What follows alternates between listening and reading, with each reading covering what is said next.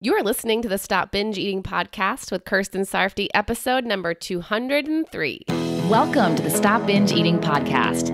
It's time for you to end your food obsession and begin feeling confident and in control around food. You are absolutely capable of eliminating binge eating from your life, and I'm going to show you how by giving you simple tools and insights that you can apply in your own life. I'm your host, Kirsten Sarfty. Now let's get to it. Hey, how's it going? And what have you been thinking lately? Have you been thinking thoughts that are going to help you to stop binge eating? Thoughts that will keep you binge eating? A mix of both? Do you even know which are which? Sometimes people don't even know that some of their thoughts are making it more challenging for them to stop binge eating. And they also might not even know that they have options when it comes to what they think. Pointing these out is something that I do in coaching all the time, where I show people how some of their thoughts are creating urges and making it hard for them to not give in to urges. And I show them what their other options are. And this is important to know because everything you do begins with a thought, even if you don't recognize it. Your thoughts will cause feelings, and once you feel a feeling, you will be driven to take an action. Your feelings don't make you do anything. They don't force you to take action, but when you feel the feeling you feel, you'll feel driven to do something. Like if you feel desire, you'll feel driven to get what you desire. If you feel shame, you'll feel driven to hide or to deflect. If you feel anger, you'll feel driven to yell or hit. So if there are actions you don't want to feel driven to take, then you'll need to manage how you feel by managing how you think.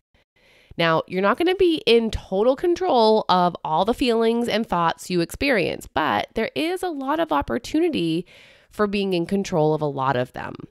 Just the other day, I was coaching with one of my group members, and there were a few times she said something, and as soon as she said it, she reframed it. She heard herself say something that she knew wasn't useful and redirected to a more useful way of saying it. It was so cool to see her doing this, noticing what she said and choosing a different option. And this is something we're all capable of doing. Sometimes more easily than others, of course, and you don't even have to be talking out loud to do it. You can just do it in your own mind as you're thinking. You can catch yourself thinking something that's not useful to think. It's going to make you feel drive actions you don't want to be taking, and you can reframe and choose to think differently. You can hear yourself say that you can't stop binge eating and tell yourself you can. You can hear yourself say you're unworthy and tell yourself you are worthy. You can hear yourself say that you're a failure and tell yourself you just made a mistake and you're going to learn and do better. And what's really cool about doing this is that the more often you think that new, more useful thought on purpose and deliberately, the more you will think it effortlessly. You're basically training your brain to think in this new way. You're showing your brain a new way and you're choosing it. And over time, your brain will be more and more on board. You see, your brain doesn't really like to change. Your brain likes to have habits, since habitual thinking takes less energy than new thinking. But little by little, you can make that new thinking into habitual thinking. You can become a person who thinks differently than you have been. And that's what is going to create so much change in yourself, how you feel and what you do. If you've listened to any of the success stories on this podcast, you've heard each of them talk about this. How they think about things that were related to their binge eating has changed. How they think about their feelings, their urges, themselves, their bodies, food, eating a lot of food has changed. And that change didn't just happen. They made that change happen. Sometimes it's as simple as finding a new thought option that you believe, and that's now your new belief in the instant you found it. We've all experienced this when we're reading news or information and we gain a new opinion of something right then and there when we read it. But sometimes it's not so quick and easy.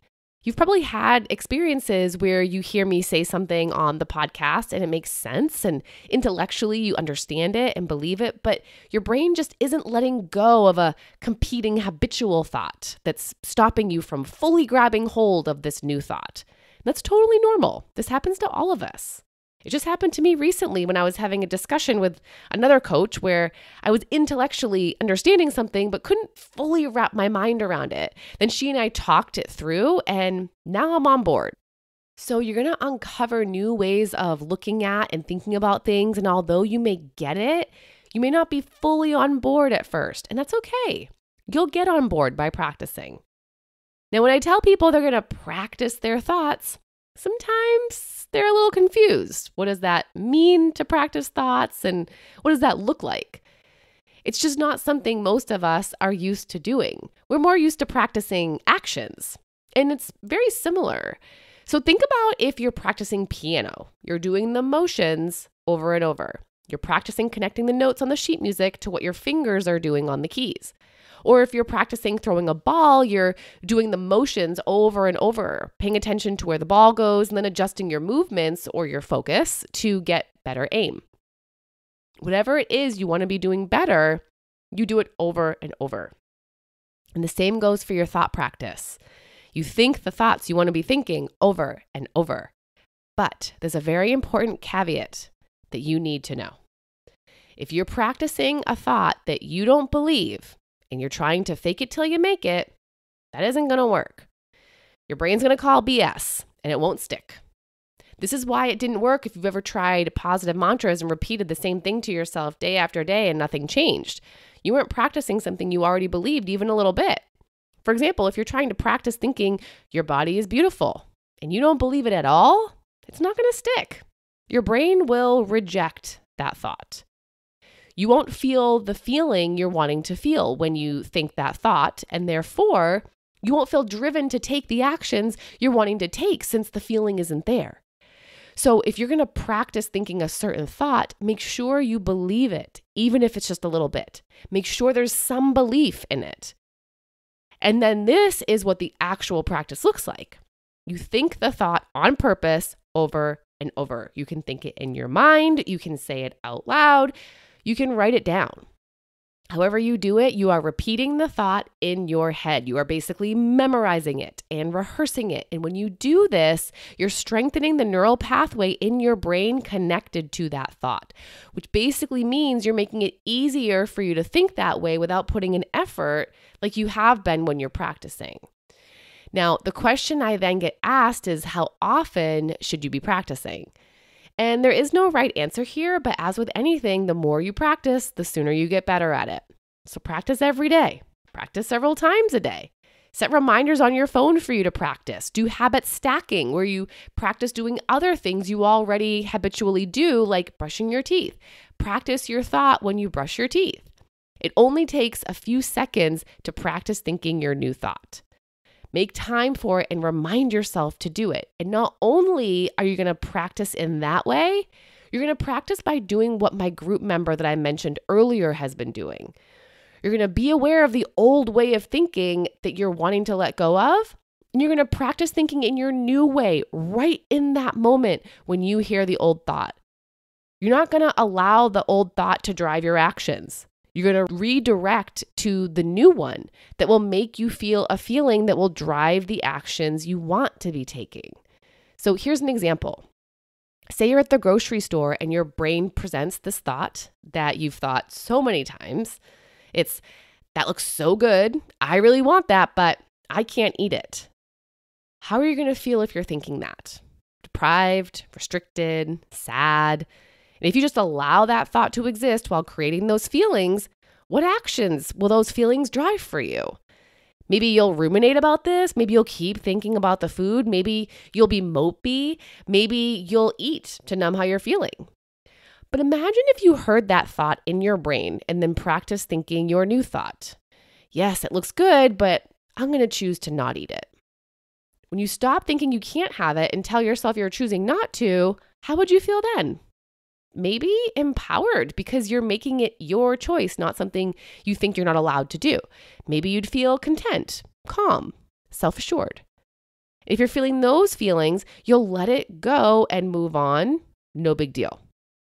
Or maybe there is no good reason that you can think of for you to choose to not eat it. So your new thought is actually, yes, it looks good. I do want it, so I'm going to get it. And you could feel similar feelings, maybe empowered because you're choosing something you truly do want to choose, or maybe content, excited, calm. And when you feel those feelings while you eat that food, you won't be eating in a deprived, restricted, guilty, fast and sneaky way, but in a way where you can enjoy it fully and get full satisfaction from it because you chose it and you have unconditional permission. You have an opportunity to feel and act how you want to feel and act, and it's all going to stem from how you're choosing to think. So be intentional about it. Practice thinking the way you want to be thinking. You can change your thinking. You do it all the time. You change your opinion about things. You change what you want. You change how you perceive things when you're not even trying to. But with the thoughts involved in your binge eating, you're going to try and you're going to put in effort and you're going to make the change happen. One thought at a time, you're going to change your thought habits. Not all of them. Your brain is still going to offer up some of your old thoughts once in a while and some new unuseful thoughts, and that's okay. You're just going to practice noticing and redirecting. So daily, practice thinking new thoughts that you already believe even just a little, so you can make them your habitual thoughts. Take charge of your brain and its thoughts. Have a great week. Bye-bye. Thank you for listening to the Stop Binge Eating podcast. If you like what you heard today and you want more, go to coachkir.com/free. That's COACHKIR.com/free to get some awesome free stuff to help you stop binge eating.